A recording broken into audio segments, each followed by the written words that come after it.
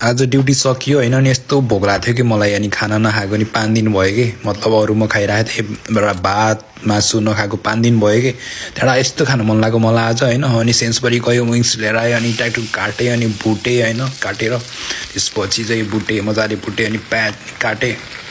त्यसपछि टमाटो पनि ट्याक ट्याक ट्याक काटे हैन अनि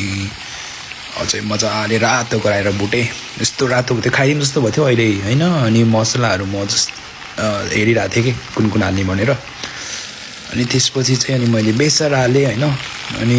रेड चिल्ली पाउडर नि हालिदिएँ थोरै अनि म चाहिँ प्याज अनि मासु हल्का भुटेपछि हालिदिएँ कि अनि फेरि त्यो प्याज र मासु टक्क ब्राउन ब्राउन बनाएको दुइटै हैन अनि यस्तो दामी भइसक्यो थियो कि च्याप्प खाइदिनु जस्तो भइसक्यो थियो हैन तर होल्ड भनेर म वेट गरेँ अनि टमाटो हालिदिएँ अनि त्यसपछि चाहिँ अनि नुनहरू हालेँ टक्क लाएर अनि जिन्जर गार्लिक पेस्ट त्यसपछि हल्का छोपे टमाटो पाक्नको लागि यस्तो पाकिसक्यो थियो कि बवाल भइसक्यो थियो रातो हैन अनि होल्ड भने अझै नि अनि फेरि मसलाहरू टाक टाक टाक हालेँ मैले सबै मसलाहरू एन्ड देन मजाले पकाएँ त्यसपछि मेरो सुप होला विङ्स रेडी भयो त्यहाँबाट मैले भात र विङ्स धेरै दिनपछि आज खाएँ thank you so much guys अनि तपाईलाई नि यस्तै सुप होला विङ्स राइस खानुहुन्छ भने जोइन मी